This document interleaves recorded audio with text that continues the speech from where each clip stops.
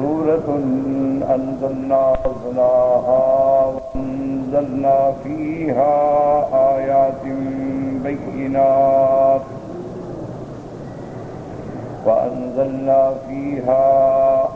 آيات بينات لعلكم تذكرون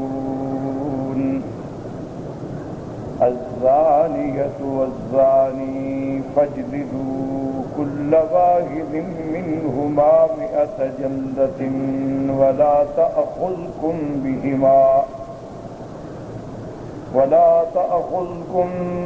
بهما رأفة في دين الله إن كنتم تؤمنون بالله واليوم الآخر وليشهد عذابهما طائفة من المؤمنين.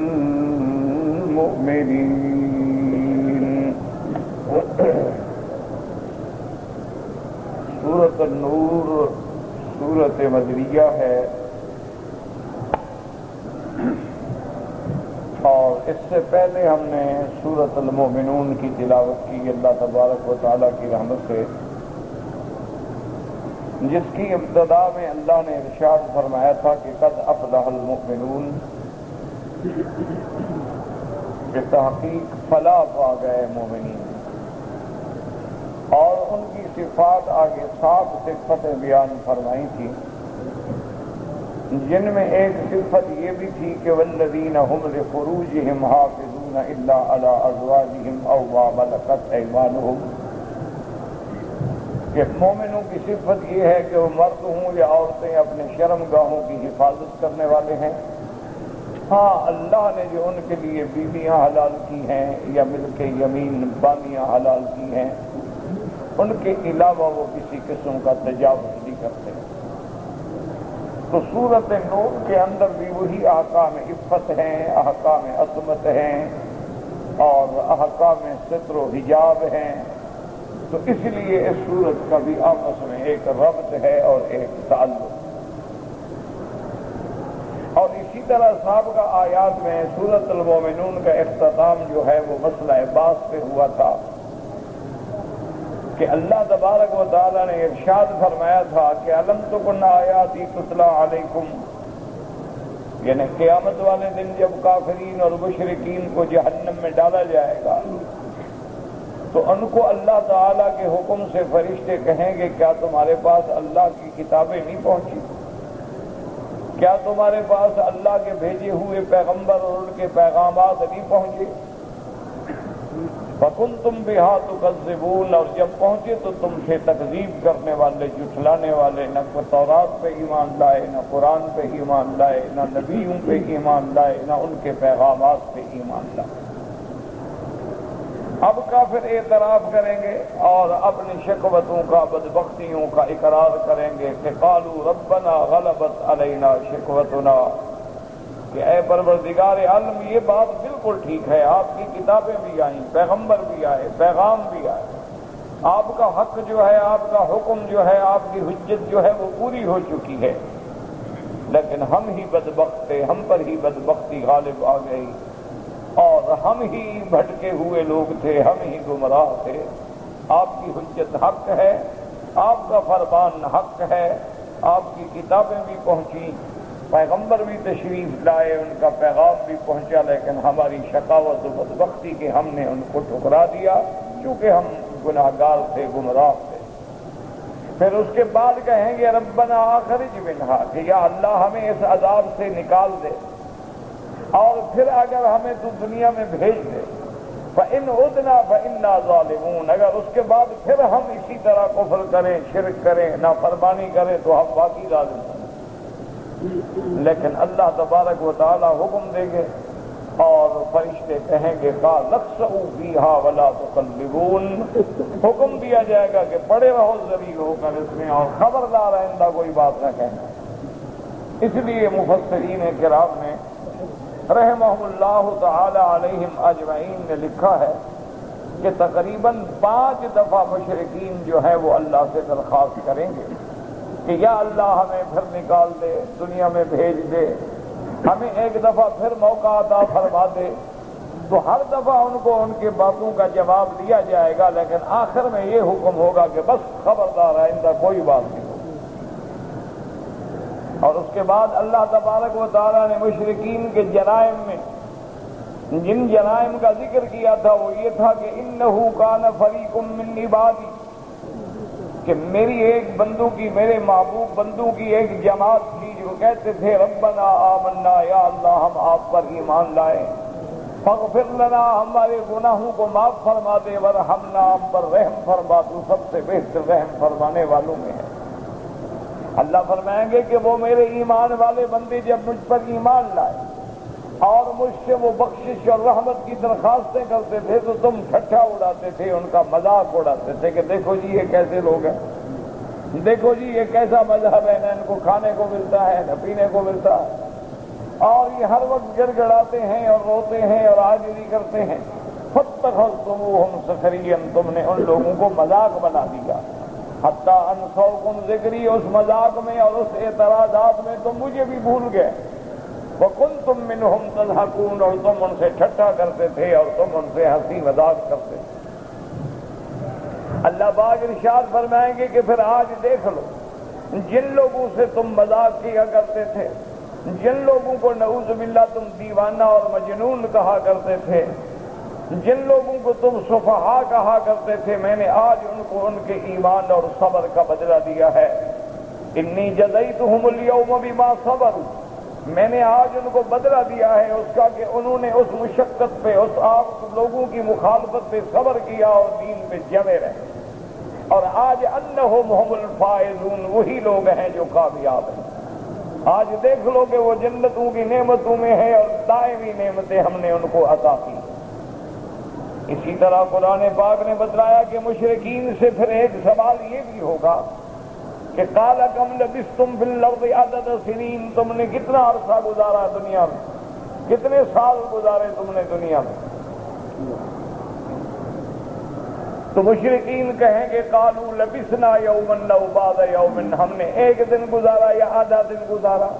فاسأل العادین، حساب کرنے والوں سے پوچھیں، صحیح پتہ تو ملائکہ کو ہوگا، ہمیں تو اتنا معلوم ہوتا ہے کہ ہم نے ایک دن گزارا ہے یا آدھا دن گزارا۔ تو اس لیے علماء نے فرمایا، جیسے میں نے آپ کو پہلے بھی درس کی تفاصیل میں عرض کیا تھا کہ وقت کا تھوڑے لگنے کی دو وجوہات ہوتی ہیں، یا اگر وقت خوشی میں گزرے تو معلوم نہیں ہوتا، اسی طرح اگر سامنے مشقت ہو، مصیبت ہو تو سابقہ گزرا ہوا وقت تھوڑا لگتا ہے۔ اور بعض علماء نے یہ بھی فرمایا تھا کہ قیامت کے دن جو ہیں چونکہ وہ ایک دن 1000 سال کے برابر ہوگا، اور ایک دن جو ہے 50,000 سنۃ 50,000 سال کے برابر ہوگا، تو جب مشرکین مکہ لوگ دیکھیں گے مشرکین کے یہاں تو ایک دن بھی 50,000 سال کا ہے، اور دنیا کا کیا تھا 7-8 ہزار سال، تو اس کے مقابلے میں تو گویا ایک دن بھی نہ ہوا، ایک دن بلکہ آدھا دن بھی نہ ہوا۔ اس لیے وہ کہیں گے کہ ہم نے ایک دن گزارا ہے یا آدھا دن گزارا ہے۔ اللہ تبارک و تعالیٰ ارشاد فرمائیں گے کہ یہ بات تو ٹھیک ہے، لبثتم الا قلیلا، جتنا بھی گزارا تم نے تھوڑا گزارا، لیکن اگر وقت تھوڑا ہو تو آدمی تو زیادہ محنت کرتا ہے۔ جس آدمی کو پتا ہو کہ میرے امتحان میں تھوڑے دن رہ گئے ہیں وہ تیاری کرتا ہے، وہ اپنے کتابوں کو پڑھتا ہے اور مطالعہ کرتا ہے اور مشکلات کو حل کرتا ہے، تحریر کرتا ہے۔ اگر تم نے باقی تھوڑے دن گزارے ہیں تو تم نے آخرت کے لیے کیا تیاری؟ قال ان لبثتم الا قليلا لو انکم کنتم تعلمون۔ اور اس کے بعد پھر پروردگار عالم ارشاد فرمائیں گے کہ افحسبتم انما خلقناکم عبثا وانکم الینا لا ترجعون، کیا تم یہ گمان کرتے تھے کہ اللہ نے تمہیں ایسے پیدا فرمایا ہے بغیر کسی مقصد کے، کہ اللہ تبارک و تعالیٰ نے یہ مخلوق جو پیدا فرمائی ہے یعنی ان کے اور جانوروں میں کوئی فرق نہیں ہے کہ کھائیں اور پئیں اور بچے پیدا کریں اور مر جائیں، اسی لیے اللہ نے تمہیں بنایا تھا کہ تمہیں پیدا کر کے چھوڑ دے کہ جہاں مرضی آئے منہ مارتے رہو۔ افحسبتم انما خلقناکم عبثا وانکم الینا لا ترجعون، اور تم نے یہ گمان کر رکھا تھا کہ ہماری طرف لوٹ کے نہیں آؤ گے، نہ قیامت ہوگی، نہ حساب ہوگا، نہ جزا ہوگی، نہ سزا ہوگی۔ فتعالى اللہ الملک الحق، بلند و بالا ہے اس کی ذات جس کی بادشاہی ہے، وہ پاک ہے ایسی چیز سے کہ بے فائدہ کوئی چیز پیدا کرے۔ اللہ نے تو جو چیز بھی پیدا کی ہے اس کا مقصد ہے۔ اللہ نے حیوانات پیدا کیے ہیں تو ان کا مقصد ہے، اللہ نے نباتات پیدا کیے ہیں تو ان کا فوائد ہیں، اللہ نے معدنیات پیدا فرمائے ہیں تو ان کے مقاصد ہیں، اللہ نے دریا، سمندر، ہوائیں، تارے، ستارے، کہکشاں پیدا کی ہے تو مقصد ہے۔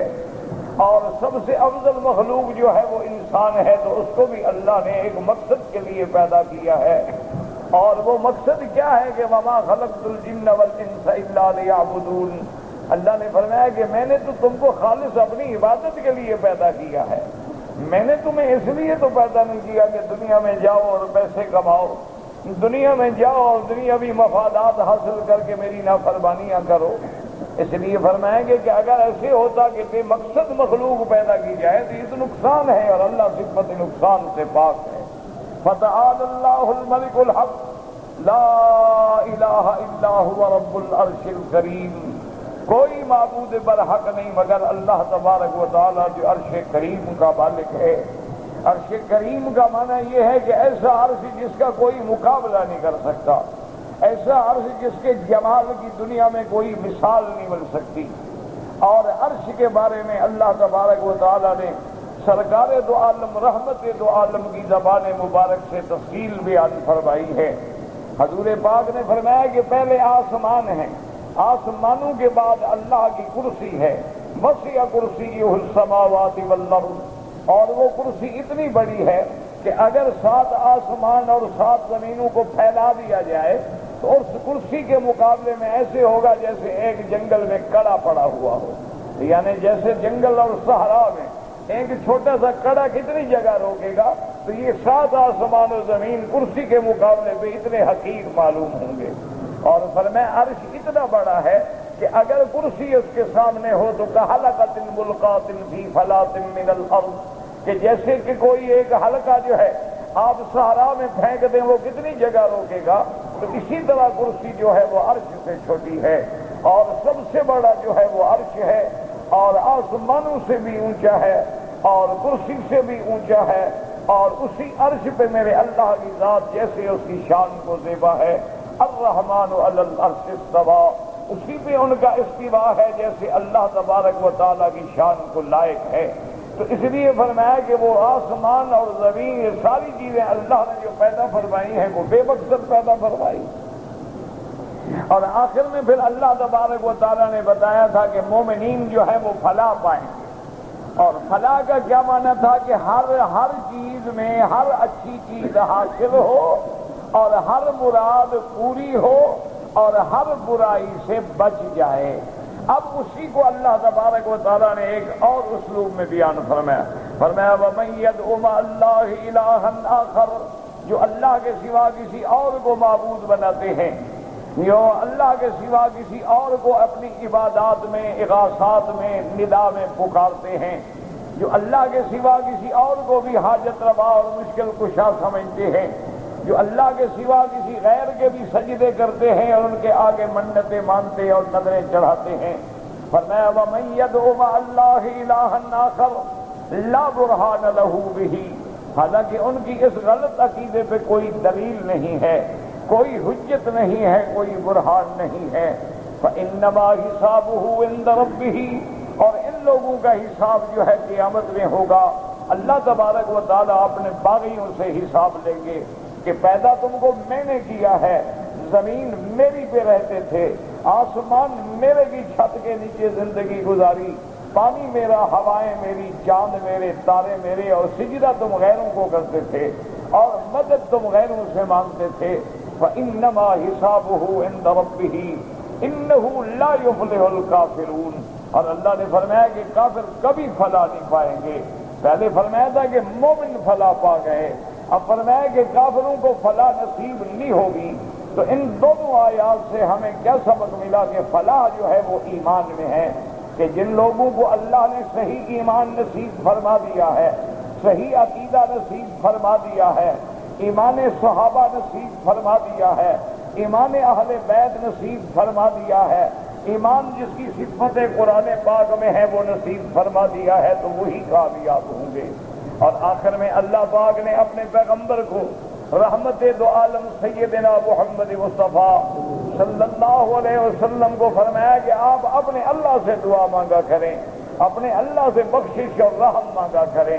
یاد رکھیں کہ جہاں جہاں پیغمبروں نے بخشش کی دعائیں مانگی ہیں، حالانکہ پیغمبر معصوم ہوتے ہیں اور گناہوں سے پاک ہوتے ہیں، لیکن معنی ان کا یہ ہوتا ہے کہ امت کو تعلیم مل جائے کہ جب اللہ کا نبی مانگتا ہے تو تم کیسے نہیں مانگو گے۔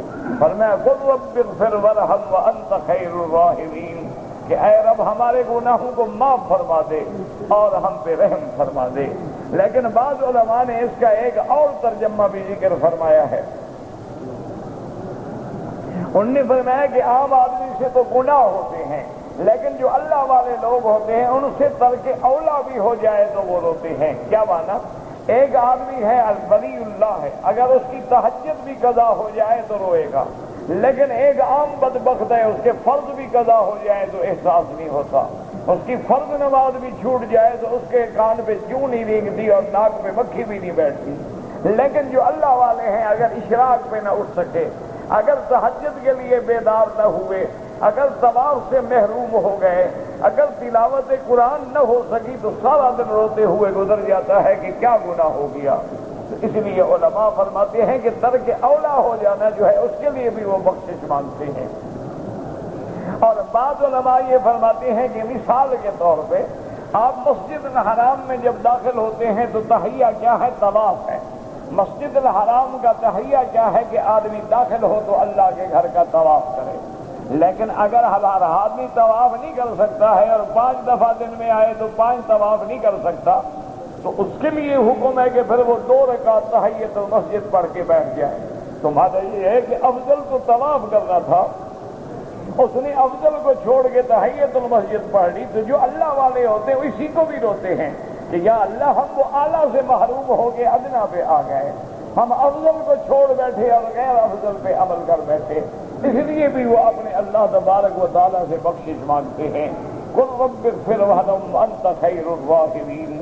اور اسی طرح میں نے اپنے درس میں عرض کر دیا تھا کہ حضرت عبداللہ ابن مسعود رضی اللہ تعالی عنہ جو جلیل صحابہ میں ہیں، اجلاء صحابہ میں ہیں، فقہاء صحابہ میں ہیں، انہوں نے ایک دفعہ ایک آدمی بیمار تھا، اس کو تکلیف تھی، حدیث مبارک میں اتنا لفظ آتی ہے کہ مرضا، وہ بیمار تھا، اب بیماری کیا تھی اللہ عالم، اس کا ذکر حدیث مبارک میں نہیں ہے، بہرحال وہ کسی خاص تکلیف میں مبتلا تھا۔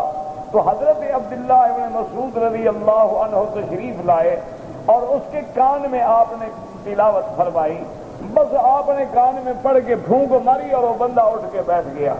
حضور صلی اللہ علیہ وسلم نے فرمایا کہ یا عبداللہ ابن مسعود ماذا کرا تھا، تم نے کیا پڑھا ہے اب اس بندے کے کان میں؟ اس نے کہا یا رسول اللہ میں نے یہ آیت پڑھی ہے اب حسبتم انما خلقناکم عبثا۔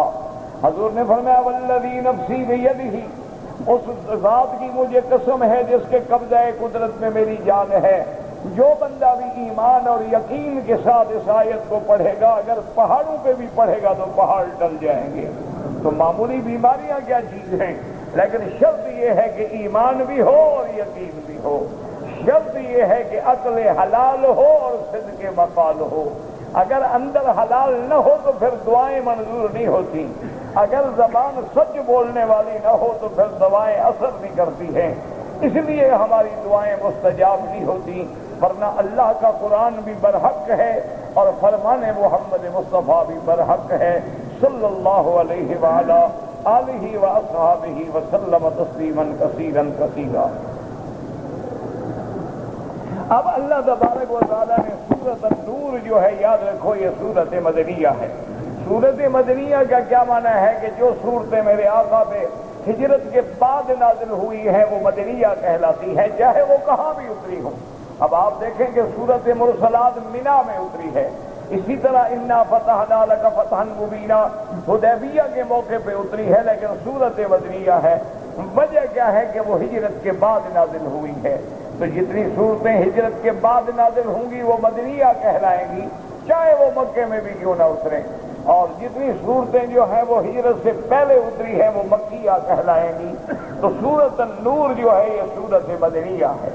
اور سورۃ النور جو ہے اس میں احکام ہیں عفت انسانیت کے، اس میں احکام ہیں حفاظت عرض کے، اس میں احکام ہیں انسان کی اور عورتوں کی عزت و عصمت کی حفاظت کے. اسی لیے ایک روایت مبارک میں بھی آتا ہے کہ عورتوں کے احکام چونکہ زیادہ ہیں اسی لیے عورتوں کو بطور خاص یہ سورت پڑھنی چاہیے اور اس کی تفاصیل دیکھنی چاہیے. حضرت عمر رضی اللہ تعالیٰ عنہ نے، حضرت امیر المومنین سیدنا عمر بن الخطاب نے اپنے دور خلافت میں جو حکم جاری فرمایا تھا اس حکم میں یہ بھی لکھا تھا علموا نساءکم سورۃ النور، کہ اپنی عورتوں کو سورۃ النور کی تعلیم دو، سورۃ النور پڑھاؤ اور سورۃ النور کی تعلیم دو. اور سورۃ النور پڑھنے کا آسان طریقہ ہے. آج ہر زبان میں الحمدللہ قرآن کے تراجم موجود ہیں، ہر زبان میں الحمدللہ قرآن کی تفسیریں موجود ہیں. تو اس لیے آپ اپنے گھروں میں خود بھی پڑھیں، اپنے بیوی بچے بہنوں بیٹیوں کو بھی سورۃ النور کی تعلیم دیں، اور جو باتیں سمجھ نہ آئیں وہاں نشان لگا دیے جائیں اور کسی اہل علم سے رجوع کر کے پھر ان باتوں کو سمجھنے کی کوشش کریں.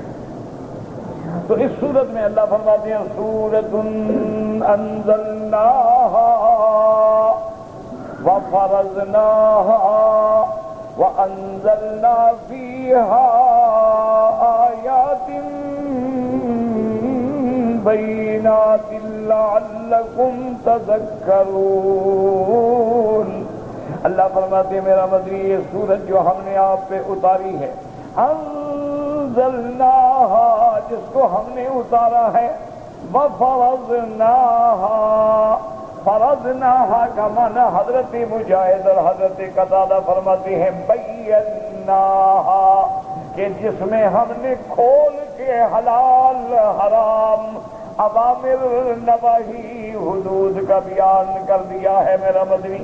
ہم نے اس میں وضاحت کر دی ہے اور ہم نے آپ کے لیے بھی اور آپ کے بعد آنے والوں کے لیے بھی اس میں ہم نے جو چیزیں ہیں وہ کھول کے بیان کر دی ہیں، وہ فرض کر دی ہیں. وَأَنزَلْنَا فِيهَا آيَاتٍ بَيِّنَاتٍ لَعَلَّكُمْ تذکرون. اور اللہ نے فرمایا ہم نے اس میں آیات بینات، ایسی آیات جو کھلی ہوئی ہیں، مفسرات واضحات، جن میں کسی قسم کا اجمال نہیں ہے، کسی قسم کا ابہام نہیں ہے. اس میں ہم نے وہ آیتیں بیان کی ہیں لعلکم تذکرون، تاکہ تم یہ آیتیں پڑھ کر نصیحت پکڑو، ہدایت پکڑو، عبرت پکڑو، ان پہ عمل کرو. فرمایا الزانیۃ والزانی فاجلدوا کل واحد منہما مئۃ جلدۃ. آپ نے فرمایا زانیہ عورت ہو، زانی مرد ہو، اور دونوں کو آپ 100 کوڑا مارے. فجلدوا منہما، فجلدوا کل واحد منہما، ہر ایک کو 100 کوڑا مارا جائے. ولا تأخذکم بہما رأفۃ فی دین اللہ، اللہ کے احکام کے جاری کرنے میں تم کو کوئی لغزش مہربانی اور لچک نہ آئے. ان کنتم تؤمنون باللہ والیوم الآخر، اگر تمہارا اللہ پہ ایمان ہے، اگر تمہارا آخرت پہ ایمان ہے تو اللہ کے حدود جو ہے وہ حق ہیں، اللہ کے قوانین جو ہیں وہ حق ہیں، اللہ کے احکام جو ہیں وہ حق ہیں. اور جب ان کو سزا دیں وَلْيَشْهَدْ عَذَابَهُمَا طَائِفَةٌ مِّنَ الْمُؤْمِنِينَ. اور جب اس زانیہ اور زانی کو کوڑے مارے جائیں تو مومنوں کی ایک جماعت بھی موجود ہو جو ان کو عذاب ہوتا ہوا دیکھے. تو یاد رکھیں کہ سورۃ النور میں احکام ہیں، سورۃ النور میں اوامر ہیں، سورۃ النور میں زواجر ہیں، سورۃ النور میں حدود ہیں جو اللہ تبارک و تعالیٰ نے بیان فرمائے ہیں۔ اب مسئلے کو سمجھیں کہ اللہ نے قرآن پاک میں جو حدود ہیں نا جی، وہ صرف چند جرائم کے ذکر فرمائے ہیں۔ مثلاً ایک جرم ہے چوری کرنا، تو چور کی حد یہ ہے کہ اس کا ہاتھ کاٹا جائے گا، مرد ہو یا عورت۔ دوسری حد جو اللہ نے قرآن میں ذکر فرمائی ہے وہ حد زنا ہے، کہ اگر کوئی مرد اور عورت زنا کریں اور دونوں غیر شادی شدہ ہوں، یاد رکھیں کیونکہ یہ اللہ کے قرآن کا اسلوب ہے کہ ایک بات کو ذکر فرما دیتے ہیں اور ایک بات اپنے نبی کی زبان سے کہلواتے ہیں، تاکہ پتہ لگ جائے کہ جیسے قرآن پہ ایمان ضروری ہے، اسی طرح فرمان محمد مصطفیٰ پہ بھی ایمان ضروری ہے۔ اگر کوئی قرآن پر ایمان لائے اور میرے نبی پہ ایمان نہ لائے تو مومن نہیں ہو سکتا، اور اگر کوئی میرے نبی پہ ایمان لائے اور قرآن کا منکر ہو جائے تب بھی مومن نہیں ہو سکتا۔ تو اس لیے قرآن پاک کبھی ایسے احکام جاری فرماتے ہیں کہ حکم ایک جو ہے وہ قرآن میں آ جاتا ہے، تفصیل جو ہے وہ فرمان محمد مصطفیٰ میں آ جاتی ہے۔ یہ اسلوب قرآن ہے، صرف اسی بارے میں نہیں آیا، جیسے فرمایا وَأَقِیمُوا الصَّلَاةَ، نماز قائم کرو۔ فرمایا مومنوں کی صفت یہ ہے یقیمون الصلاۃ، نمازوں کے قائم کرنے والے۔ فرمایا مقیمی الصلاۃ، نمازوں کے قائم کرنے والے۔ کہیں فرمایا علی صلواتہم یحافظون، نمازوں کی حفاظت کرنے والے۔ کہیں فرمایا فی صلاتہم خاشعون، نمازوں میں تواضع اور بندگی اختیار کرنے والے۔ کہیں فرمایا اقم الصلاۃ لدلوک الشمس الی غسق اللیل وقرآن الفجر ان قرآن الفجر کان مشہودا۔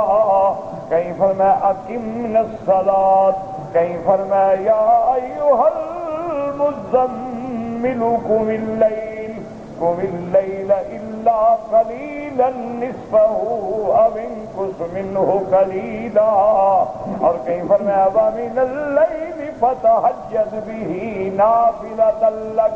یہ ساری باتیں ہیں، لیکن یہ نہیں بتلایا کہ میرا اللہ ہم نماز کیسے پڑھیں، فجر کی کتنی رکعتیں پڑھیں، ظہر کی کتنی رکعتیں پڑھیں، مغرب کی کتنی رکعتیں پڑھیں، عشاء کی کتنی رکعتیں پڑھیں، ان میں فرض کیا ہے، واجب کیا ہے، سنت کیا ہے، مستحب کیا ہے، تہجد کتنی رکعتیں پڑھیں، اشراق کتنی رکعتیں پڑھیں، ضحیٰ کتنی رکعتیں پڑھیں، اوابین کتنی رکعتیں پڑھیں۔ اللہ نے فرمایا کہ احکام اجمالی میں نے دے دیے ہیں، تفصیل پوچھنی ہے تو میرے مدنی کے نمونے کو دیکھ لو صلی اللہ علیہ وسلم۔ اسی لیے یاد رکھیں کہ یہاں جو اللہ نے حدود ذکر فرمائی ہیں، زانیۃ والزانی فاجلدوا کل واحدۃ منہما مئۃ جلدۃ، زانی مرد ہو یا عورت ہو تو 100 کوڑے۔ لیکن یاد رکھو یہ حد ان لوگوں کی ہے کہ مرد بھی کنوارا ہو عورت بھی کنواری ہو تو 100 کوڑے مارے جائیں گے۔ لیکن اگر دونوں شادی شدہ ہیں، مرد بھی شادی شدہ ہے عورت بھی شادی شدہ ہے، یا مرد شادی شدہ ہے اور عورت غیر شادی شدہ ہے، جو کنواری ہے جو کنوارا ہے اس کو تو 100 کوڑے لگیں گے۔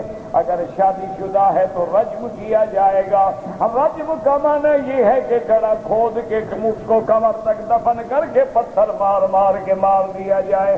حتیٰ کہ علماء فرماتی ہیں کہ ایک آیت منسوخ تلاوت بھی ہے، الشیخ والشیخۃ اذا زنیا فارجموہما البتۃ نکالا من اللہ، کہ اگر شادی شدہ مرد یا شادی شدہ عورت زنا کرے تو دونوں کو رجم کی جائے۔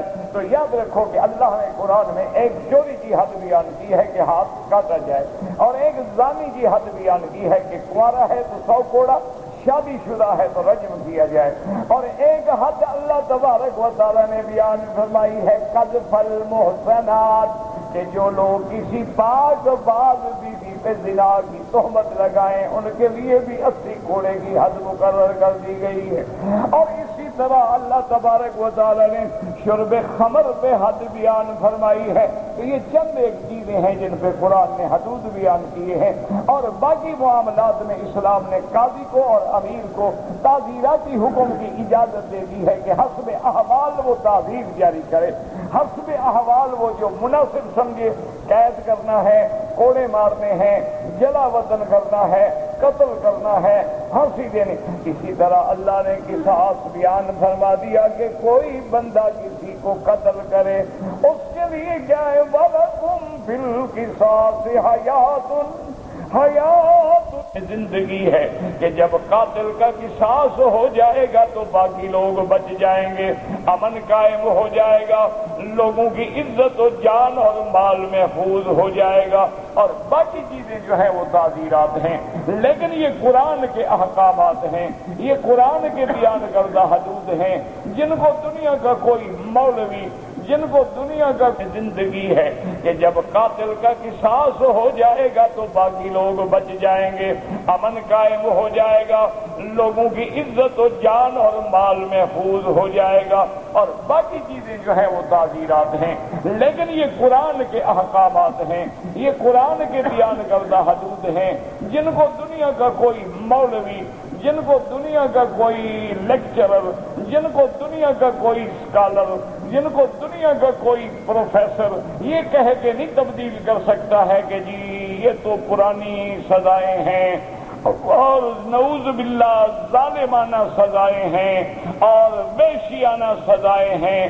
آج دنیا بڑی متمدن ہو گئی ہے، پڑھی لکھی ہے اور ترقی کر گئی ہے، ان کو ایسی سزائیں نہیں دی جا سکتی، تو یہ جہالت ہے، اللہ کے قرآن کا انکار ہے۔ اور قرآن کی ایک آیت کا انکار کرو یا سارے قرآن کا انکار کرو، آدمی اسلام سے خارج ہو جاتا ہے، ہمیشہ یاد رکھ رہے ہیں۔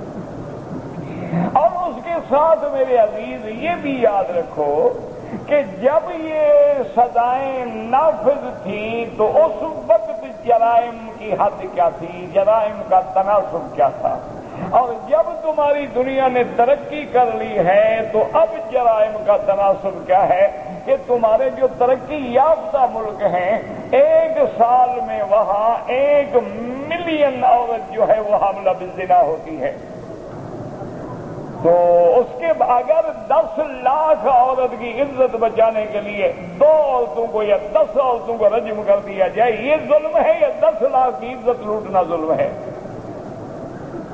لیکن مصیبت یہ ہے کہ قرآن آج سمجھ نہیں آتا، چونکہ جب اللہ ناراض ہو جاتا ہے دلوں پہ مہریں لگ جاتی ہیں، پھر قرآن کی باتیں سمجھ نہیں آتی۔ اچھا، اور اسی طرح ایک اور بات بھی سمجھیں کہ اللہ کے قرآن میں ایک اسلوب ہے کہ اللہ قرآن میں جتنا بھی حکم دیتے ہیں وہ مردوں کو ہوتا ہے، عورت اس کے تابع خود بخود ہو جاتی ہے۔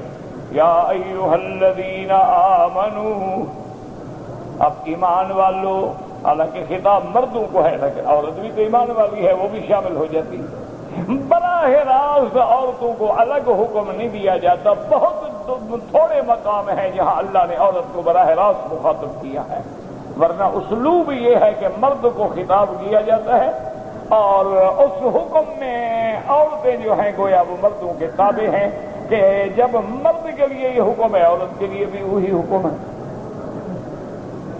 اب جناب اسی طرح یاد رکھیں کہ ایک تو مقام ہے کہ نماز کے بارے میں اللہ نے فرمایا اقم الصلاۃ، چونکہ نماز بڑی اہم عبادت تھی، وہاں بھی براہ راست عورتوں کو خطاب کیا گیا۔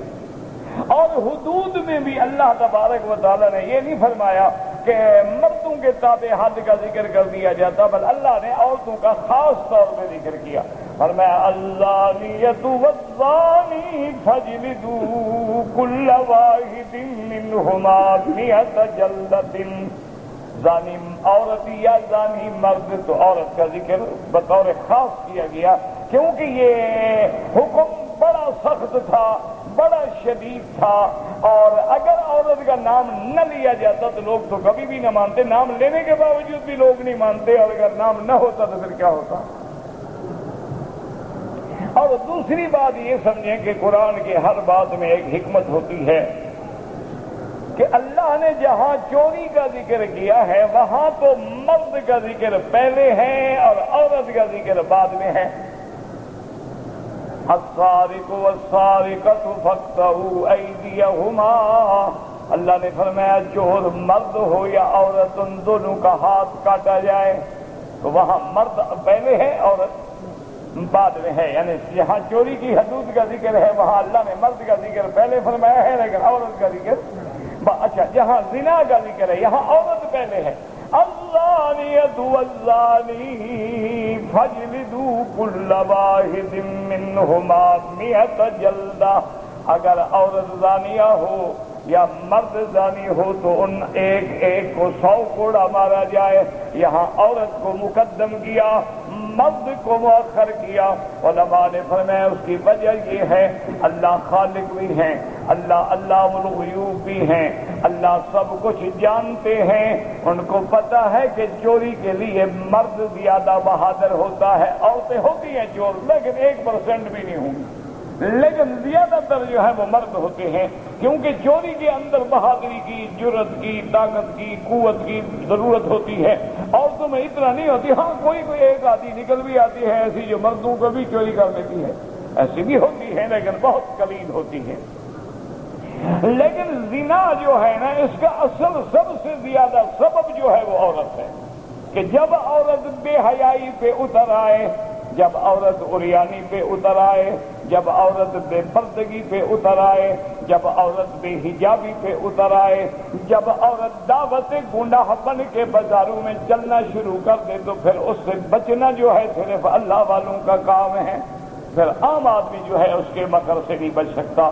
اسی لیے علماء فرماتے ہیں کہ قرآن پہ نظر ڈالیں، اللہ نے جہاں شیطان کا ذکر کیا ہے فرمایا ان کید الشیطان کان ضعیفا، شیطان کا مکر کمزور ہوتا ہے میرے بندوں کے لیے، وہاں ذکر فرماتے ہیں ان کیدکن عظیم، لیکن عورتیں تمہارا مکر جو ہے وہ بہت بڑا مکر ہوتا ہے۔ تو عورت کا مکر جو ہے گویا وہ شیطان سے بھی آگے بڑھ جاتا ہے۔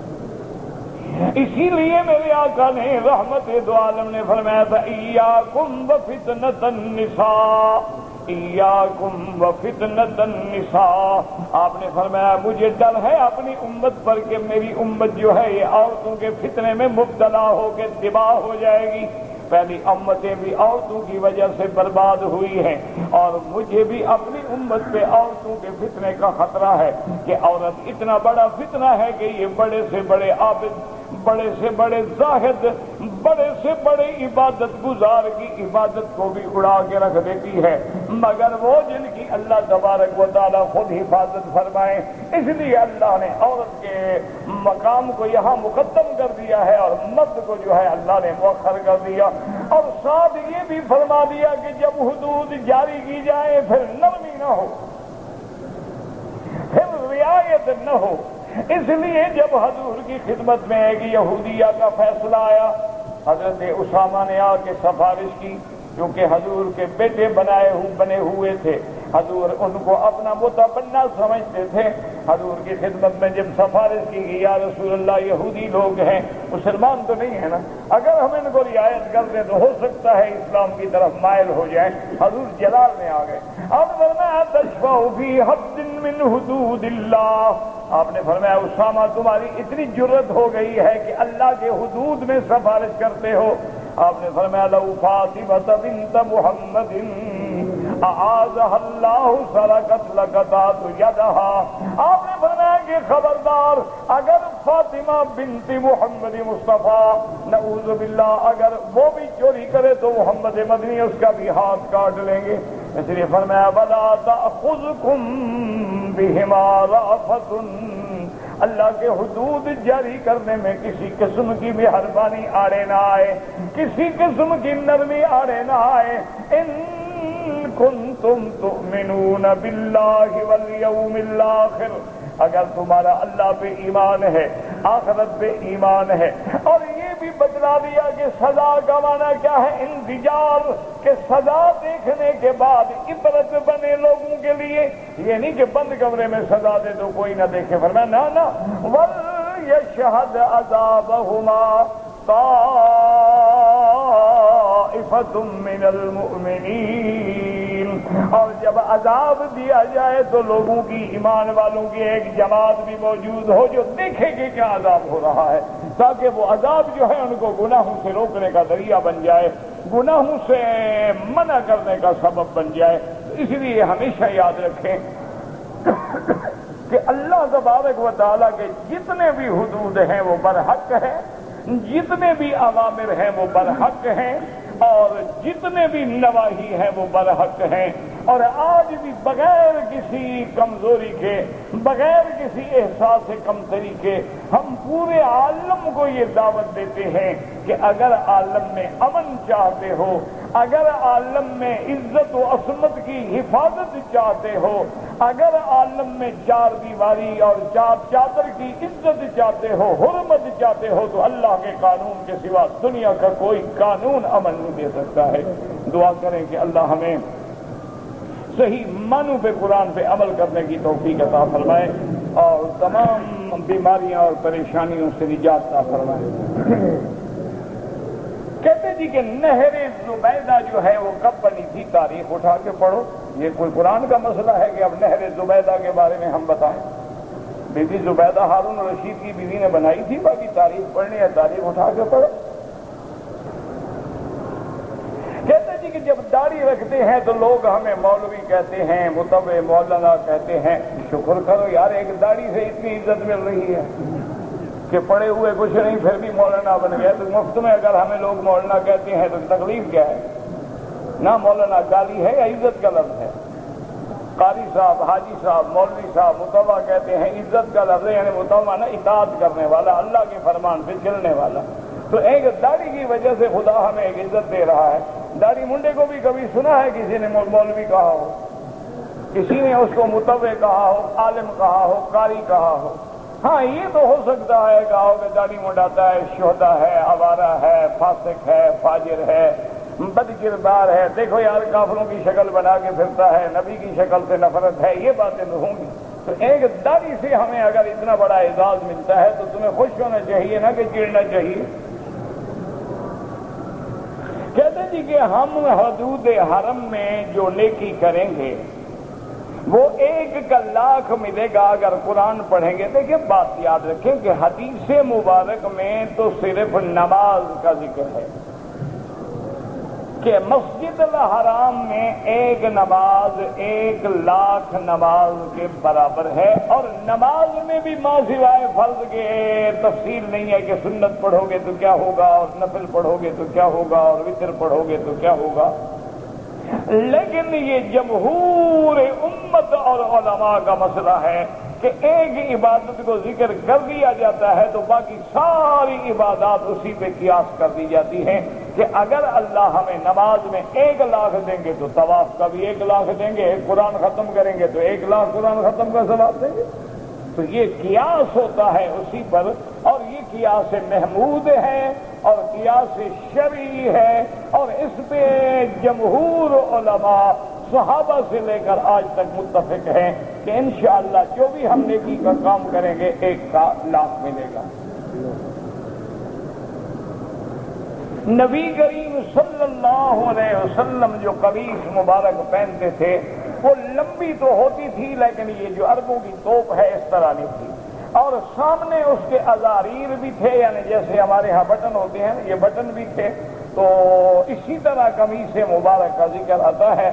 زیادہ تفصیل دیکھنی ہو تو شمائل ترمذی میں دیکھ لیں، انشاءاللہ تبارک و تعالی آپ کو مل جائے گی۔ کہ میرے پیر صاحب عمرے پہ آئے ہوئے ہیں اور ماشاءاللہ وہ یہاں مکے میں سگریٹ بھی پیتے ہیں اور داڑھی بھی منڈواتے ہیں، اب پھر بھی آپ پیر سمجھتے ہیں تو آپ کی غلطی ہے، اس کا تو کوئی قصور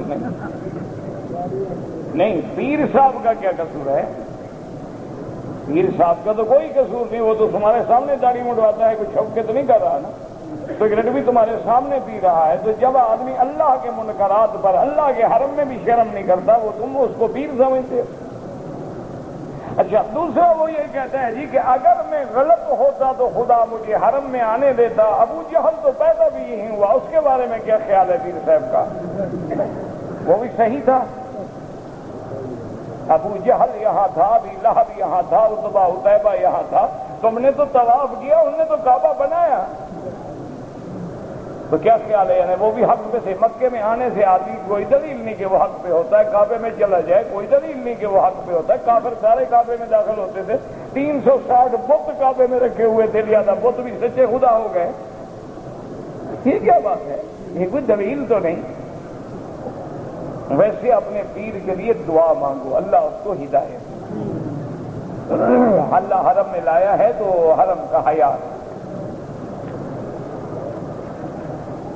کہتے ہیں جی کہ میں امام مسجد ہوں اور اپنی مسجد میں اذان سے پہلے صلاۃ و سلام میں نے خود شروع کیا تھا۔ اب آپ کی طرف سے معلوم ہوا کہ بدعت ہے، اب میں کیا کروں؟ تو جیسے شروع کیا تھا بدعت کو مٹاؤ۔ شروع کرنے میں یاد رکھو، بدعت شروع کرو تو حلوہ ملتا ہے، چھوڑو تو مار ملتی ہے۔ مار کے لیے تیار ہو جاؤ اور ہمت کر کے چھوڑ دو، نبی کی سنت پہ عمل ہو جائے گا، کوئی مسئلہ نہیں، کوئی مشکل نہیں۔ کہتے ہیں جی کہ اذان سے پہلے جو پڑھتے ہیں نورن میں نور اللہ، اور یہ سب بدعات ہیں، اور نہ کبھی حضرت بلال نے پڑھی ہے، نہ فرمان محمد مصطفیٰ ہے، نہ صحابہ نے پڑھی ہے۔ جو بات قرآن میں، حدیث میں، اجماع صحابہ میں نہ ملے وہ بدعت ہے، اور ہر بدعت گمراہی ہے، اور ہر گمراہی کی سزا جہنم ہے۔ اب کوئی کہے کہ میں درود پڑھوں گا، تو ایک آدمی جیسے اس کی مثال میں عرض کروں کہ عید کا دن تھا اور عیدگاہ میں عید کی نماز سے پہلے اس نے نفل پڑھنا شروع کیے۔ حضرت علی رضی اللہ تعالی عنہ کا زمانہ خلافت، آپ جب قریب گزرے تو سلام پھیرا اس نے، اپنے نے کیا کر رہے تھے تم؟ عید کی نماز سے پہلے عیدگاہ میں کوئی نماز نہیں پڑھی جاتی ہے، تم بدعت کر رہے تھے، گناہ کر رہے تھے۔ کہا میں نماز پڑھنے میں پکڑا جاؤں گا، نماز پڑھ رہا ہوں اور اللہ مجھے نماز پڑھنے پر بھی سزا دیں گے۔ فرمایا تمہیں نماز پڑھنے پہ نہیں، نبی کی مخالفت کرنے پہ سزا دیں گے۔ نماز تو نماز ہے، لیکن اگر یہ سنت ہوتی تو حضور پڑھتے۔ اگر صلاۃ و سلام اذان سے پہلے پڑھنا اور نور من نور اللہ کے نعرے لگانا سنت ہوتا تو سب سے پہلے تو بلال نعرے لگاتا۔ تو اگر آج کوئی پڑھتا ہے تو حضور کی مخالفت کی وجہ سے اس کو سزا ملے گی۔ کہ میرے ماموں عمرے پہ آئے ہیں، احرام کھول دیا، سر کے بال بھی نہیں کٹوائے، بس کہتے ہیں اللہ قبول کرے گا، تو احرام کیوں باندھا؟ اللہ قبول کرے گا، وہ بھی نہ مانتے نا۔ اب یہ گھر کا مسئلہ تو نہیں ہے کہ ایک آدمی عشاء کی نماز 4 رکعت کے بجائے 2 رکعت پہ سلام پھر کے چلا جائے اور کہو کیا کرے گا؟ اللہ قبول کرے گا۔ یہ کیا بات ہوئی؟ اللہ وہ قبول کرے گا جس پہ مہر ہوگی محمد مصطفیٰ کی۔ اور سر منڈانے کا ذکر تو قرآن میں ہے، محلقین رؤوسکم ومقصرین لا تخافون۔ ان کو کہیں کہ سر بھی منڈائیں اور ایک بکری دم بھی ادا کریں، ورنہ عمرے پہ آنے کا دینے کا فائدہ نہیں، ثواب کے بجائے گناہ کما کے گھر جائیں گے۔ میں جو 40واں اور 11ویں کا ختم پڑھتے ہیں خالص بدعت ہے، 101% بدعت ہے۔ ڈیوٹی ہیلتھ میں عرفات میں تھی، میں نے رات کو 2 بجے حج کا احرام عرفات میں باندھ کے حج کیا، بالکل حج نہیں ہوا آپ کا۔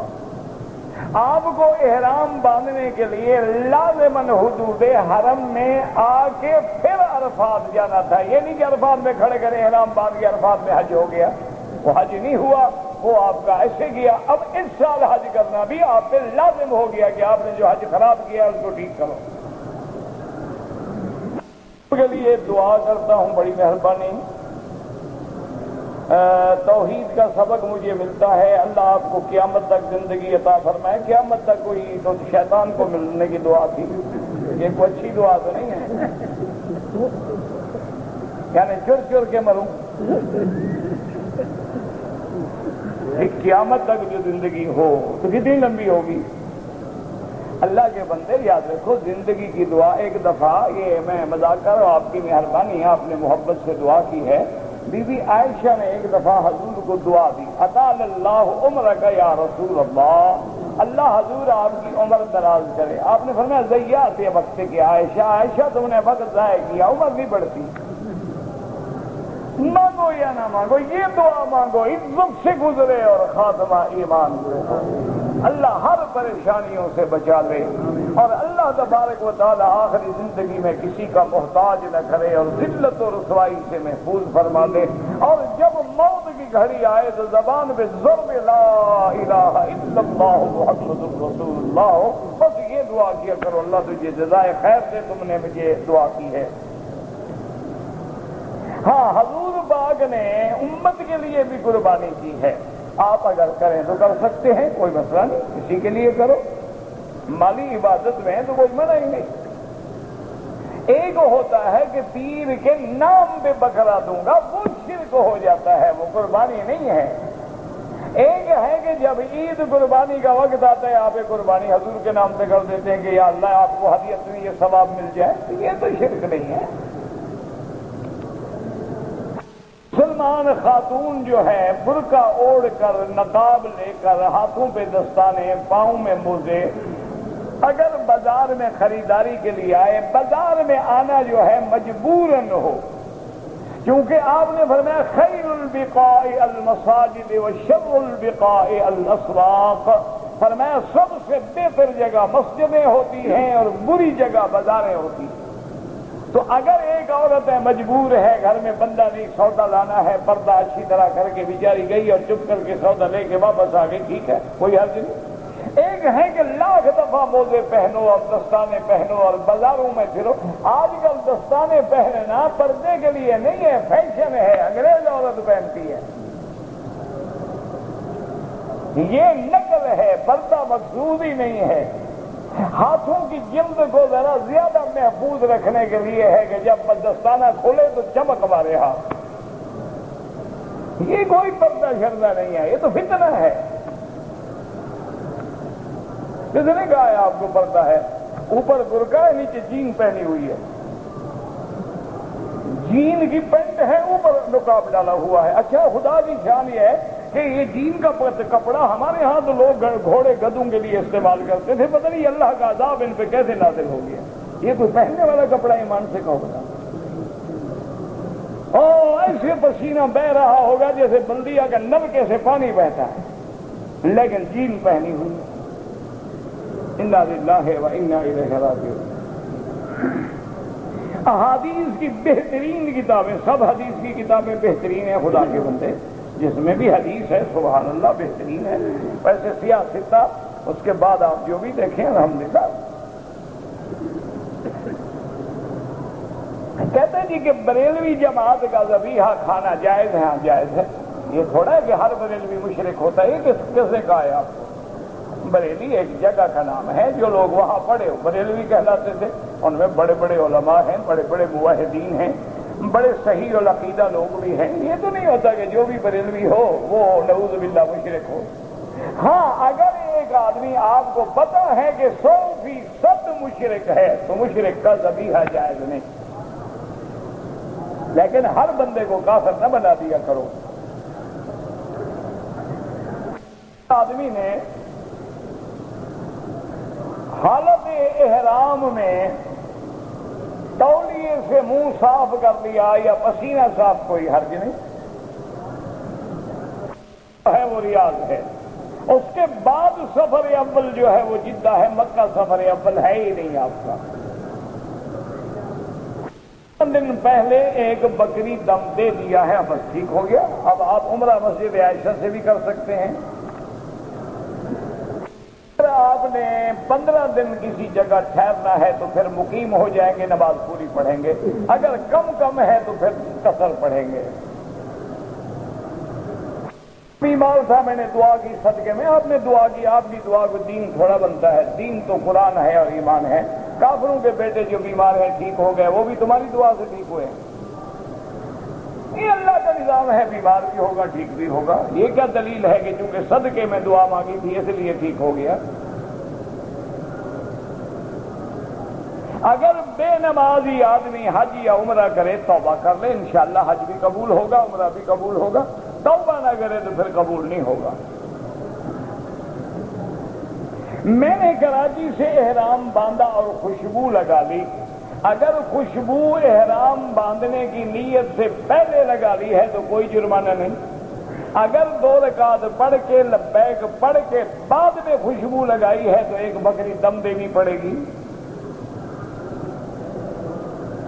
اگر کوئی آدمی زمزم سے وضو کر لے جائز ہے، غسل کر لے جائز ہے، لیکن دوسرا پانی ملے تو کیوں خرچ کرے؟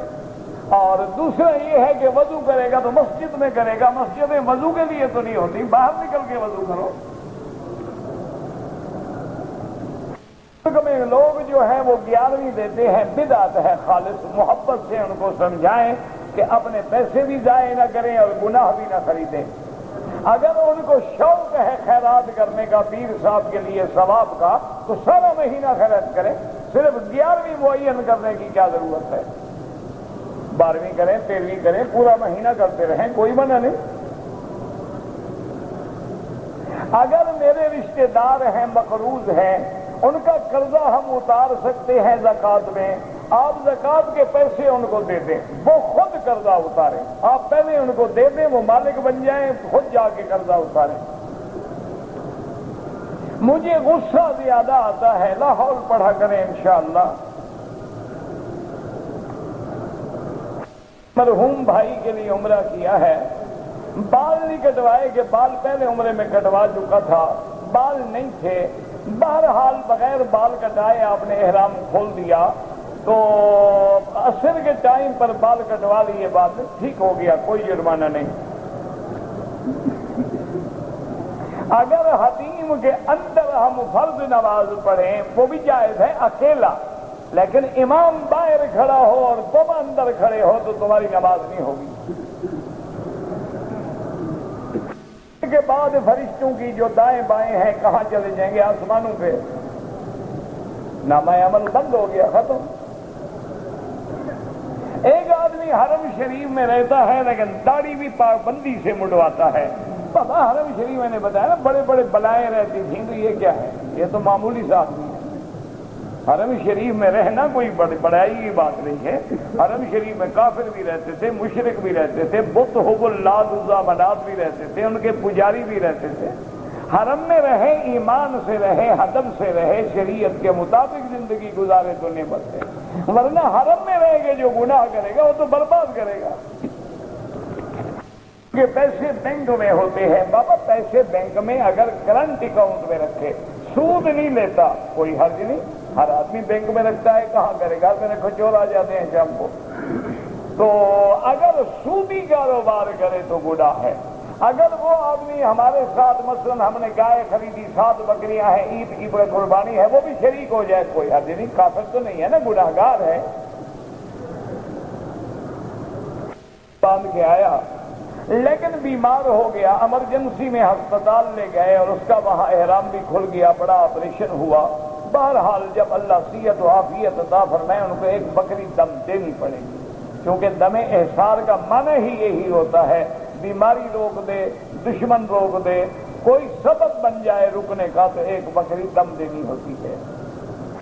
نہیں کر سکتا، دم دینی ہوگی۔ اگر ابھی پیسے نہیں ہیں کوئی بات نہیں، اپنے ملک چلے جائیں، جب اللہ توفیق سے بھیج دے جب گزرے تو دائنا ہاتھ لگائیں، بسم اللہ اللہ اکبر۔ چومنے کا حکم نہیں ہے، دائنے ہاتھ لگانے کا حکم ہے، لیکن اگر ہاتھ نہ پہنچ سکے تو اشارے کی کوئی ضرورت نہیں، پھر چلے جائیں۔ تیل ہے، حاسد ہے، دھوکے باز ہے، جنت میں جائے گا انشاءاللہ، صرف مشرک نہیں جائے گا۔ بے وقوف اپنی بیوی کو بولے کہ تیری قسم اگر تو نے مجھے شوہر بولا، یہ کچھ بھی نہیں ہے، بکواس ہے، بکواس کا کچھ نہیں ہوتا۔ بیوی کی بھی قسم ہوتی ہے، یہ نئی قسم ہے، توبہ کرو، کلمہ پڑھو۔ تو کیا بولے نہ تم بتاؤ نا، کوئی لفظ تجویز کرو نا اپنے لیے، تمہیں وہی بولے، بدھو بولے، پاگل بولے، کیا بولے؟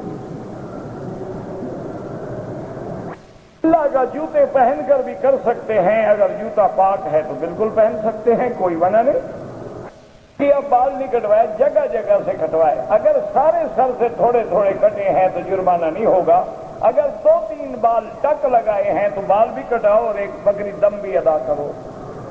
بلڈنگ بن رہی ہے جو بہت اونچی ہے، وہ بلڈنگ بھی حرم کی ہے، کسی عام آدمی کی نہیں ہے، اس کی جو آمدنی ہے وہ حرم میں لگے گی۔ باقی اونچا بلڈنگ سے کچھ نہیں ہوتا، اللہ کا کعبہ تو عرش تک ہے، اس سے اونچا کون ہو سکتا ہے؟ تو واجب ہوتا ہے جب آپ حالت احرام میں اپنے بال کاٹیں، خوشبو لگائیں، سلا ہوا کپڑا پہنیں،